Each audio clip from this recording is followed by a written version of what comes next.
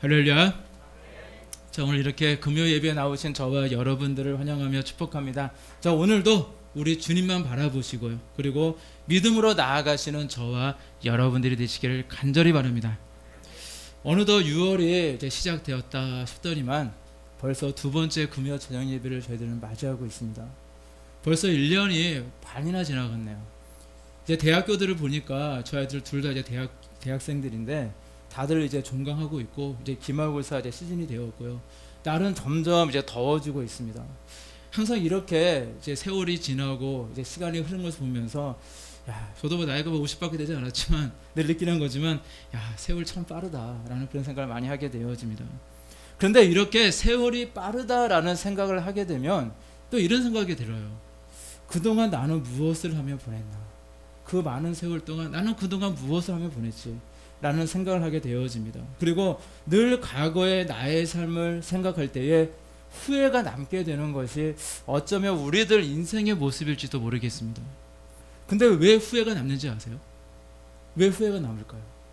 내가 열심히 살지 못해서 후회가 남을까요? 아니면 또는 내가 해야 될 일을 제대로 하지 못해서 뭐 기타 등등 뭐 다양한 이유들을 우리는 생각해 볼 수 있을 것입니다.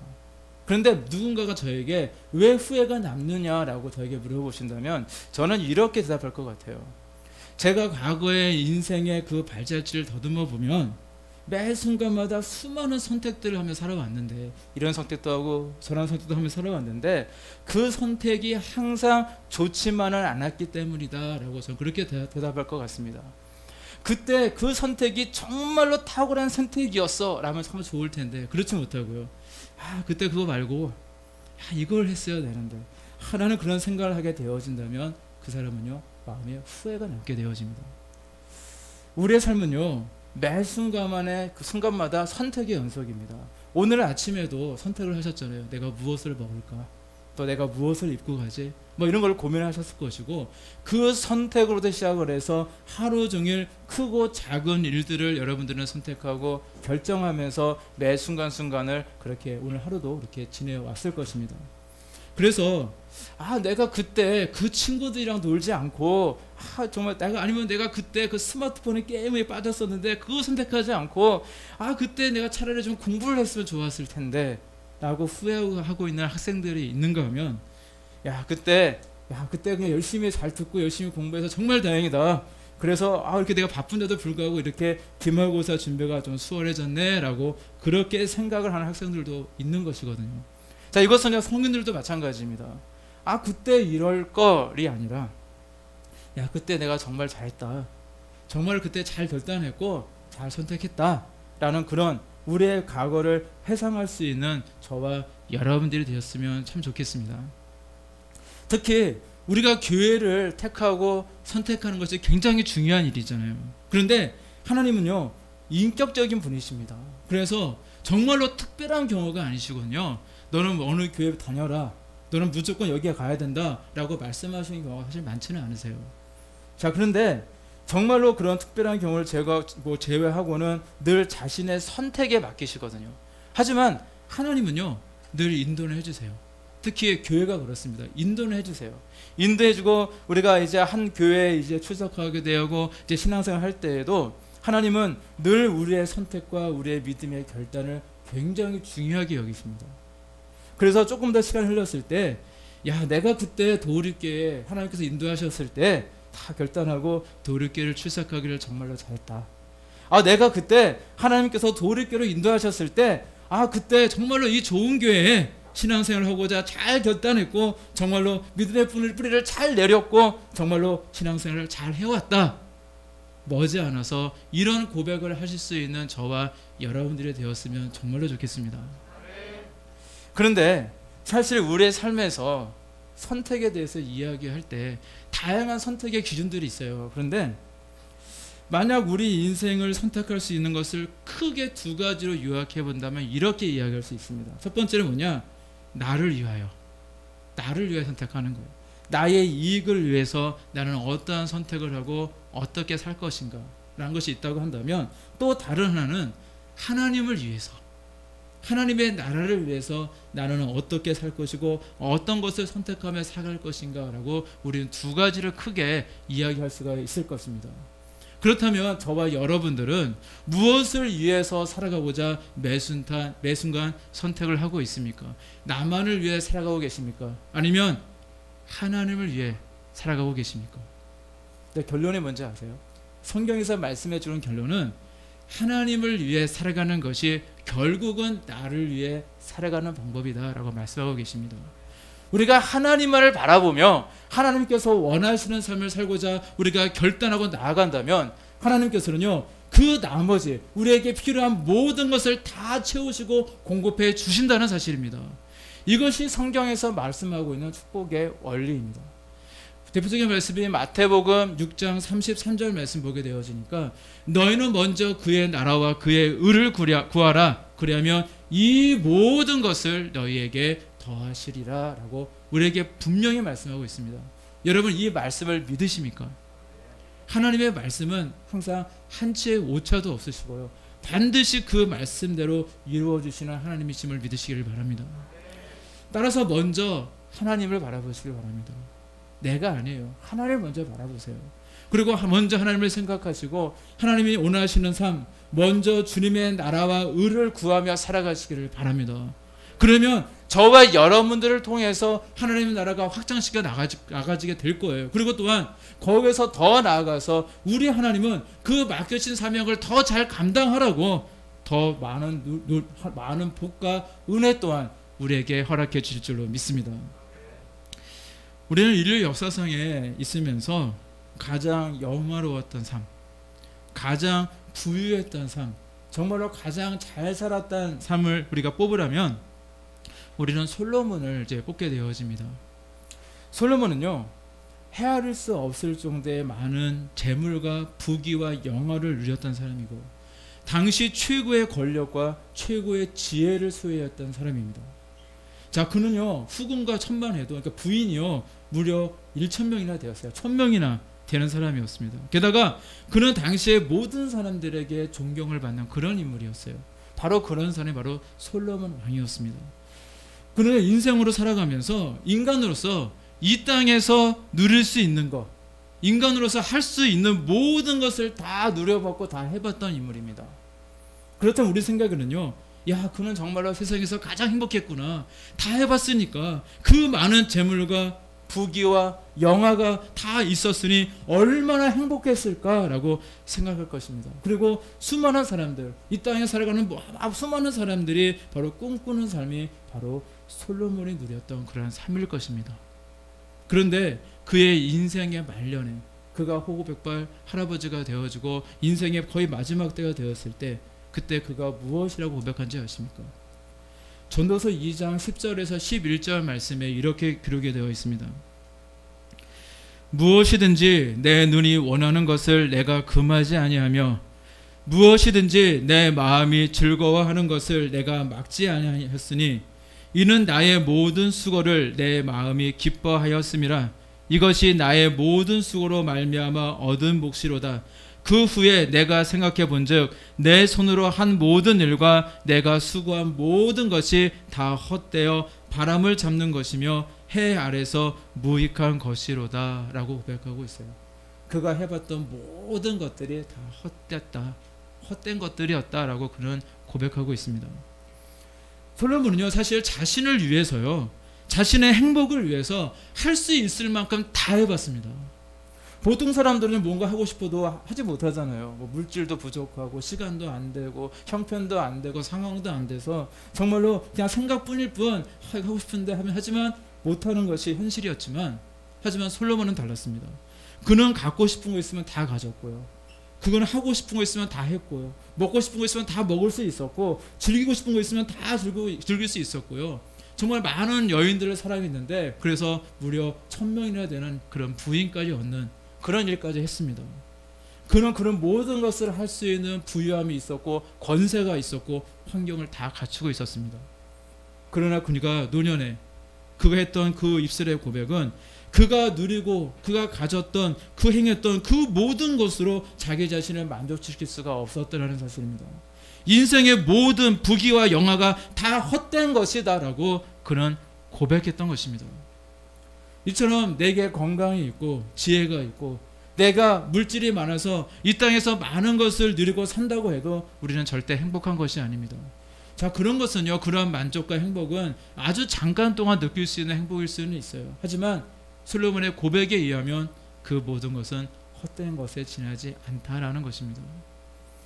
따라서 여러분, 이 세상을 살아가실 때 헛된 영화를 부러워하지 마시기 바랍니다.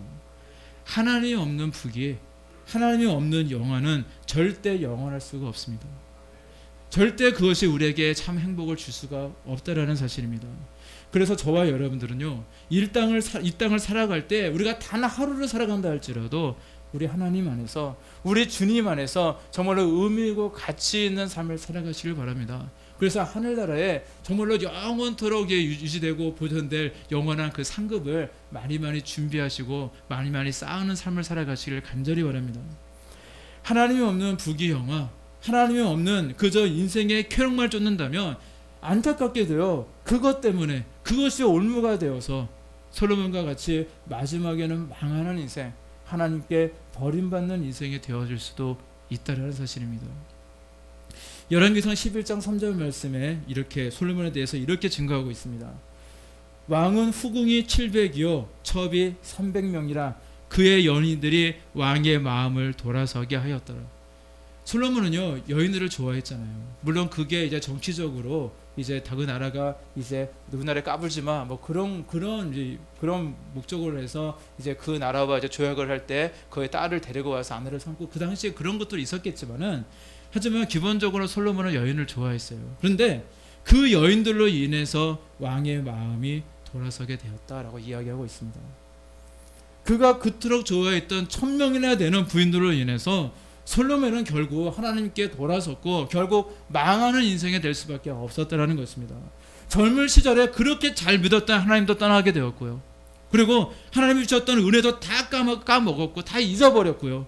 결국 자기 자신만을 위해서 살다가, 자신의 쾌락을 쫓으며 살다가, 그 여자들만 뒷공무니만 쫓아다니며 살아가는 그 인생을 살다가 결국에는 망해버리는 삶이 되고 말았다는 것입니다. 사실 이것이 얼마나 안타까운 일입니까? 그러게 우리도요, 늦기 전에 결단해야 됩니다. 그리고 지금 바로 이 시간이 바로 그 결단의 때인 줄로 믿습니다. 항상 성경은 그걸 얘기해요. 내 과거에 내가 결단을 했는지 어떻게 살아가는지 그게 중요하지 않아요. 지금이 중요하거든요. 지금 내가 어떤 모습을 살아가고 있느냐, 내가 과거에 정말 형편없는 인생을 살았다 할지라도 지금 내가 하나님 앞에 나와 믿음으로 결단하며 저는 하나님만을 위해 살겠습니다는 그 결단과 고백을 우리 하나님은 기뻐하신 줄로 믿습니다. 그래서 늘 하나님을 위해서 살아가겠노라, 늘 하나님의 뜻을 따르며 하나님께서 원하시는 삶을 살아가고자 늘 결단하며 나아가시는 저와 여러분들 되시기를 간절히 바랍니다. 여러분 행복하길 원하시죠?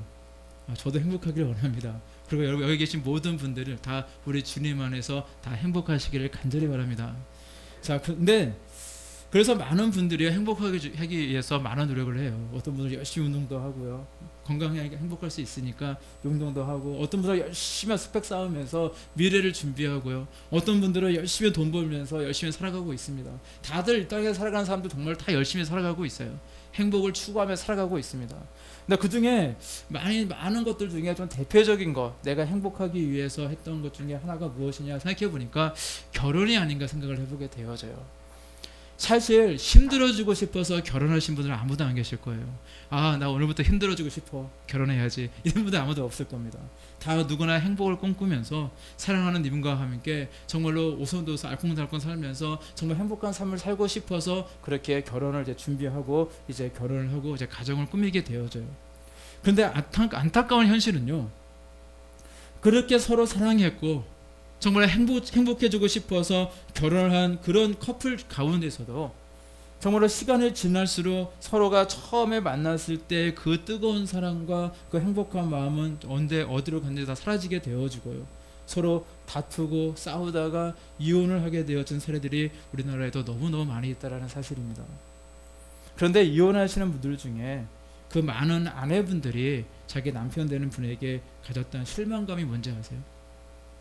뭐 남편이 병약해서, 아니면 남편이 가난해서, 아니 남편과 성격이 맞지 않아서, 어떤 이유일까요? 뭐 어떤 것이 아내의 마음에 큰 실망감을 가져주었을까요? 뭐 다양한 이유들이 있을 겁니다. 그런데 그 중에 가장 대표적인 것이 무엇이냐면 바로 남편의 우유부단함 때문에 그렇다는 그런 사례들이 많습니다. 남편이 우유부단함이 있어서 그것 때문에 이혼하는 분들이 꽤 많이 있어요. 제가 아는 어떤 한 가정에 보면요, 그 여성이 그 남성을 볼 때 사실 남자분도 뭐 키도 좀 있고 그리고 외모도 출중해요. 그리고 넉넉한 물질도 있습니다. 그러다 보니까 서로 이제 사랑했고 그래서 결혼도 했어요. 서로 행복해지고 싶어서 결혼도 했습니다. 근데 막상 결혼해 보니까 이 남편에게 이제 크게 실망하고 말았습니다. 눈에 이제 자신의 콩깍지가 이렇게 껴있다고 그러잖아요. 콩깍지가 껴있을 때는 잘 몰랐는데 이제 시간이 조금 지나서 눈에 있는 콩깍지가 싹 벗겨지고요. 그러니까 이제 남편의 단점들이 하나하나 보이기 시작하는 거예요. 보니까 남편이 너무 우유부단합니다. 예전에는요, 남편을 보면요 너무나도 순박해 보이고 자기 말도 참 잘 경청해주고 정말로 착해 보였던 남편이었는데 다시 제대로 눈을 다시 비비고 찾아보니까 이제 순박하기보다는 너무 성격이 우유부단한 것입니다. 자기 말도 잘 들어주고 잘 경청해주고 자기 의견에 잘 따라줬던 모습이 그때는 너무 좋았는데 너무 착해 보였는데 이제는 뭐 혼자서 결정도 제대로 하지 못하고요. 무슨 일이 큰일이 딱 생기게 되어지면 막 그렇게 좀 회피하고 뭐 그런 너무나도 우유부단한 모습으로 그 모습이 다가왔다는 거예요. 남편이니까 사실 가정으로서 소신을 가지고 뭔가 시부모의 그 관계 속에서 정말 아내와의 뭔가 문제가 생기면 아내도 딱 보호해줄 땐 딱 보호해주고요. 할 말을 해야 되고 또 일을 밀어붙일 때는 확신과 소신을 가지고 밀어붙일 줄도 알고요. 또한 자기 가정을 책임지고자 하는 정말 가장으로서의 그런 모습도 있어야 하는데 집안에서 남편 있네 하면서 눈에 뭐 손에 뭐 물 한 방울 막 묻히지도 않으면서도요. 정말로 중요한 일 앞에서는 너무 우유부단합니다. 너무 소극적인 거예요. 집안에 중요한 일이 생겨도요. 그것을 본인이 나서서 뭐 총대를 메고 그것을 해결하면 좋잖아요. 그게 아니라 자꾸 아내에게 떠맡기고요. 그리고 자꾸 아내에게 정말로 믿음을 주지 못하고 자꾸 뒤로 이렇게 빠져서 정말로 마치 아내한테 너무 맡기려는 듯한 그 아내의 그 꼬무리가만 쫓아다니고자 하는 그런 모습으로 한다면 그러면 아내에 대한 입장에서는요. 그 남편을 믿을 수 없게 되기 마련이거든요. 그러한 모습 때문에 이 아내에게 믿음을 주지 못하고 신뢰를 주지 못해서 그것이 쌓이고 쌓이고 또 쌓이고 쌓이다 보니까 그것이 원인이 되어서 이혼하게 되는 사례들이 우리 주변에 사실 많이 보게 되어집니다. 그것은 남편만의 문제는 아닙니다. 사실 아내도 마찬가지예요. 근데 이 우유부단한 모습은요. 부부간에만 발생하는 문제가 아니라는 사실입니다. 우리가 만일 사회생활을 할 때 직장에서도 만일 내가 우유부단을 하면요. 인정받지 못하거든요. 능력 없는 사람이다라고 낙인 찍기 쉽습니다. 그리고 무엇보다도 신앙적인 우리 믿음의 우유부단하면요. 우리 하나님이 가장 싫어하신다는 사실을 우리는 분명히 기억해야만 합니다. 저 과거에 그 1979년 10월 26일에 우리나라에 큰 사건이 발생을 했습니다. 제가 그때 저는 7살이었어요. 그래서 저는 그때 전혀 기억이 나지 않는데 그 혹시 아마 저보다 연배가 있으신 분들은 그날 있었던 사건을 아마 기억하시는 분들이 있으실 거예요. 그날 어떤 일이 있었냐면 박정희 대통령의 시해 사건이 있었던 날입니다. 그래서 장례식이 열리게 되었어요. 근데 장례식에서 보게 되어지니까 이제 그때 이제 많은 외신에서도 오고 외국에서 기자들도 많이 보고 그랬었는데 근데 이제 장례식에서 스님이요 이게 연부를 합니다. 자, 그렇게 좀 있으니까 또 목사님도 나와가지고는 기도도 하고 말씀 봉독도 하는 겁니다. 또 그리고 또 모든 장례식은 유교식 그 절차로 장례식을 이제 거행하게 되어집니다. 자, 그것을 보던 한 그 외국 선교사가요 기록했던 그 대한제국의 멸망사라는 책이 있다고 그래요. 근데 그 책에 보게 되어지면 이렇게 기록이 되어 있다고 그래요. 그 사건에 대해서 한국 사회의 질서는 유교 중심이다. 그러나 철학은 불교적이다. 그러나 개인적으로 위기를 만나면 모두 샤머니즘, 정령신을 섬기게 된다. 라고 기록이 되어 있다고 그래요. 한마디로 무슨 말입니까? 한국 사람들에게는요 확실한 색깔이 없다라는 의미예요. 이것도 아니고 저것도 아니라는 의미입니다. 사실 외국인이 우리나라를 이렇게 평가했다는 것은 굉장히 창피한 일일 것입니다. 그렇다면 우리의 모습은 사실 어떻습니까? 우리의 신앙의 색깔은 염색을 칠 때 어때요? 뭐 분명한 색깔을 가지고 계십니까? 만일 우리의 신앙의 색깔도 분명하지 않는다면 그것 또한 우리 하나님이 보시기에 굉장히 창피한 일일 것입니다. 왜냐하면 하나님께서는요, 우리에게 아낌없는 사랑을 주셨거든요. 독생자 예수 그리스도까지도 우리를 위하여서 십자가에 죽기까지 정말로 그 아낌없는 사랑을 우리에게 주셨는데도 하나님을 여전히 신뢰하지 못하고 우리의 믿음을 드리고자 확실히 결단하지 못한다면 그것이야말로 정말로 창피한 일이라는 것입니다. 특별히 오늘 읽으신 본문의 말씀은 우리 하나님이 우리 그리스도인들의 우유부단함을 얼마나 싫어하신지에 대해서 우리에게 말씀해주고 있는 대표적인 사건입니다. 당시 시대를 이 말씀을 드린다면 이 당시 시대는요, 그 아합 왕이요, 북이스라엘을 통치하던 시대였습니다. 그러니까 이 시절을 이제 곁으로 보게 되어지면 경제적으로는 부유함이 있었어요. 겉으로 보기에는 부강한 나라였습니다. 군사력도 강했습니다. 자, 그러나 그 안은요, 이미 골마서 다 썩어지고 있었다는 사실입니다. 부유한 층들, 그 사람들, 부유한 층들은요, 점점점 부유해지는데 그 부유해졌던 이유가 뭐냐면 가난한 사람들의 등골을 다 빼먹어서 부유해졌던 거예요. 소작인들이나 정말로 가난한 그런 사람들은요, 점점 빈곤해져서 항상 가진 자들에게 빚을 내서 그것으로 간신히 목숨만 부지하며 살아가고 있던 시대였고요. 마지막에는 그것마저 없게 되어지니까 이제 자신의 몸을 팔아서 결론은 종으로 팔려가는 그러한 고통을 당해야만 했습니다. 자, 그런데도 한 나라의 왕이었던 이 아합은요, 자신의 권력과 자신의 부유함만 쫓고 있을 뿐 백성들에게는 그 백성들의 고통에 대해서는 전혀 관심이 없었습니다. 특히 영적으로 신앙적으로 그 당시는 매우 타락해 있었습니다. 그 아합 왕과 이방 여인이었던 이세벨이 이제 결혼하게 되어지는데 이 이세벨이 결혼하고 나서는요, 그 영적으로의 이 타락이 이 나라의 북이스라엘에 더 극대화되고 있었어요. 왜냐하면 이세벨이 가져왔던 이방 신들이었던 이 바알과 이제 아세라의 숭배가 이제 전국적으로 이제 만연되었기 때문이었습니다. 이세벨은요, 자기의 그 우상신을 적극적으로 그 이스라엘에 포기하기 위해서 이제 궁궐에부터 이제 막 신당을 차려놓고 이제 우상을 섬겼고요. 또 이제 따로 자신들이 따로 이제 학교를 세워가지고 거기에다 그 우상의 제사장들, 정말 그 우상을 섬기는 그 사제들을 전문적으로 양육하기 시작합니다. 그리고 더 나아가서 이세벨은요, 일반 대중들에게도 정말 여호와 하나님을 이제 등지고 여호와 하나님을 버리고 이제 자신이 가져오는 그 우상을 섬기게 합니다. 또 핍박도 하게 되어져요. 섬기지 않으면 여호와 하나님을만 섬기는 사람은 잡아서 죽이기도 하고 그런 핍박도 하게 되었고요. 그리고 어떤 이야기를 하게 되어지냐, 이 바알과 아세라 신은 어떠한 신이냐, 풍요를 가져던 신이다. 너희들이 이 바알과 아세라를 섬기게 되어지면 너희들은 잘 먹고 잘 살게 될 거다. 곡식이 더 잘 되어지고 풍년이 올 것이고 부귀와 영화가 너희들에게 올 것이다 라는 그런 달콤한 말을 가지고 이제 백성들을 유혹하게 되어지는데 그 말에 온 백성들이 혹하게 되어집니다. 그리고는 조상 대대로 섬겨왔던 여호와 하나님을 이제 등지게 되었어요. 그런데 이 백성들이 하나님을 버린 것은요, 꼭 이세벨의 핍박 때문이 아니었어요. 그들은 하나님보다 물질을 더 사랑했고 하나님보다 자기 자신을 더 사랑했기 때문에 빚어진 결과였던 것입니다. 그렇다고 해서 이스라엘 백성들이 조상 대대로 섬겼던 여호와 하나님에 대해서 모를 리가 없습니다. 이미 그 역사가 있었고 이미 구전으로 내려왔던 그 하나님의 놀라운 역사들을 그들은 알고 있었어요. 그래서 그들은요, 하나님을 떠나면서도 뭔가 마음에 찜찜함이 있었을 겁니다. 만일 여호와 하나님이 진짜 하나님이시면 어쩌지? 뭐 이런 생각 때문에 뭔가 석연치 않은 마음이 아마 그들에게도 있었을 것입니다. 그래서 그 자신의 그 풍요를 위해서 우상신을 섬기면서도 하나님을 완전히 떠나지 살지 못하는 한쪽 발은 우상에, 그러니까 세상에, 다른 한쪽 발은 하나님께 두고 살아가는 아주 어중간한 모습으로 살아갔던 모습이 바로 그들의 모습이었습니다.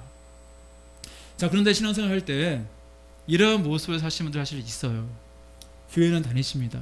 그런데 세상을 더 좋아하세요. 그래서 교회를 다니긴 다니는데 예배를 참석하지 않으면 뭔가 하나님께 혼날 것 같아서 뭔가 찜찜한 마음으로 예배를 참석하시는 분들도 있다라는 사실입니다. 아예 신앙을 버리자니 찜찜하고 그렇다고 믿음으로 결단하며 살자니 뭔가 세상이 그립고 중간에서 정말로 어중간한 모습으로 신앙생활을 하시는 분들이 이 땅에 굉장히 많이 있습니다. 근데 절대 그렇게 살아서는 안 된다는 말씀이에요. 오늘 읽으실 말씀은 오늘 우리에게 이것을 말씀해주고 있는 것입니다. 저는 제 목에 칼이 들어온다 할지라도, 설령 내 목에 칼이 들어온다 할지라도 저는 오직 하나님만을 섬기며 오직 하나님만을 따르겠습니다 라는 결단을 가지고 살아가야 된다는 것입니다. 그러나 역시 그러한 믿음의 결단을 내리지 못하고 하나님을 향한 찜찜한 마음을 가지고 여전히 우상을 섬기고 있었던 이 이스라엘 백성들에게 엘리야 선지자는요, 호통을 칩니다. 화를 내고 있는 거예요. 오늘 보신 말씀 21절 말씀 보니까 이렇게 기록하고 있습니다. 엘리야가 모든 백성에게 가까이 나아가 이르되 너희가 어느 때까지 둘 사이에서 머뭇머뭇하느냐? 여호와가 만일 하나님이면 그를 따르고 바알이 만일 하나님이면 그를 따를지니라 하니 백성의 말 한마디도 대답하지 않은지라 라고 기록하고 있어요. 이스라엘 백성들에게 엘리야는요, 호통을 치는 겁니다. 결단하라는 거, 결단하라는 거. 하나님과 이방 우상 사이에서 머뭇거리지 말고, 세상으로 갈 거면 확실히 세상에 갔든가, 아니면 믿음으로 하나님께만 나와 정말로 결단하며 살아가라는 이야기입니다. 그러나 백성들은 그 순간에도 여전히 아무런 결단도 내리지 못하고 아무 말도 하지 못하고 있었습니다. 이것은요, 오늘날 살아가는 수많은 기독교인들의 그 모습 속에 나타나는 그런 문제인 것 같습니다. 한 발은 세상에 있어요. 또 한 발은 또 교회에 머물고 있는 모습이 혹시 우리의 모습이지는 않습니까? 교회에서는 거룩한 성도입니다.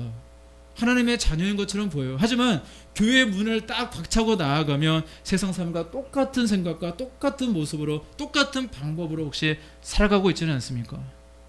그러면 절대 우리는 하나님의 은혜를 경험할 수가 없습니다. 이스라엘 백성들처럼 바알도 아니고 하나님도 아니고 중간에서 정말 어정쩡한 하는 그런 믿음으로는 우리 하나님의 역사하심을 전혀 우리는 기대할 수가 없는 것입니다. 엘리야처럼 살아가야 된다는 거예요. 엘리야처럼 죽으면 죽으려는 그 마음을 가지고 우상 숭배자들 850명과의 싸움을 할 수 있는 그런 믿음의 결단이 있을 때 우리는 놀라운 하나님의 은혜와 축복을 경험하게 되는 줄로 믿습니다. 그리고 엘리야는 이 아합에게 영적 전투를 제안합니다. 그리고 바알과 아세라 숭배자들, 그 이세벨을 열심히 키웠던, 열심히 양육했던 그 바알과 아세라 숭배자들, 그 우상 숭배자들 850명 대 엘리야 한 명의 영적 전투, 영적 대결이 이제 시작이 되었습니다. 그리고 어떻게 되었습니까? 우리가 너무너무 잘 아는 사건이기 때문에 제가 구체적으로 말씀은 안 드리겠지만, 갈멜산에서 벌어졌던 이 영적 전투에서 엘리야가 승리하게 되어집니다. 그리고 여호와 하나님만이 참 하나님이라고, 하나님의 사실, 그리고 바알과 아세라는 헛된 우상이고 가짜라는 사실이요 세상에 그대로 드러나게 되어집니다. 그리고 이 사건은요, 오늘날 21세기를 살아가고 있는 저와 여러분들에게도 귀한 가르침과 교훈을 주고 있습니다. 자, 그리고 중간에서 머뭇거리고 있던 이스라엘 백성들은요, 이제 두 눈을 목격을 했잖아요.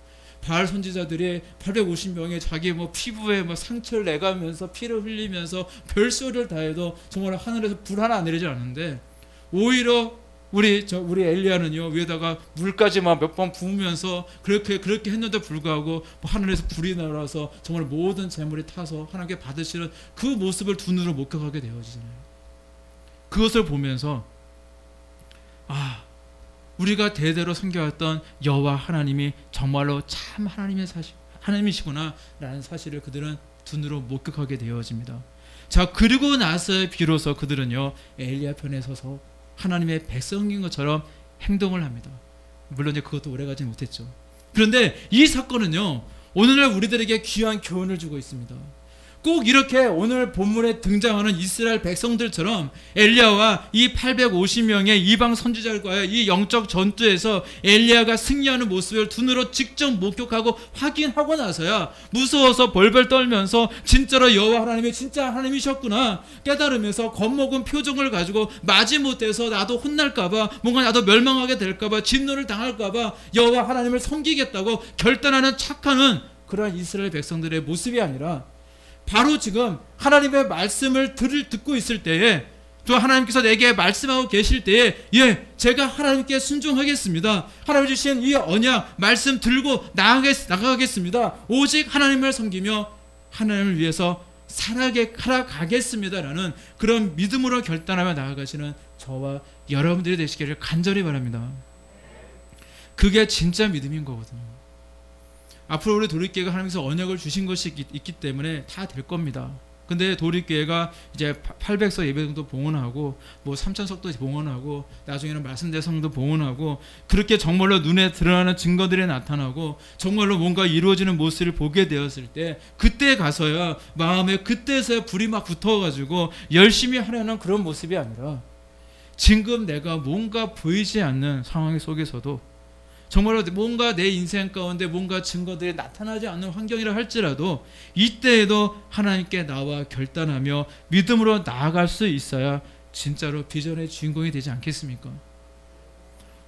뭔가 눈에 보이고 뭔가 증거가 있을 때 뭔가 이루어진 다음에 움직이는 발걸음은요 절대 큰 믿음이라고 대단한 믿음이라고 우리는 인정할 수가 없습니다.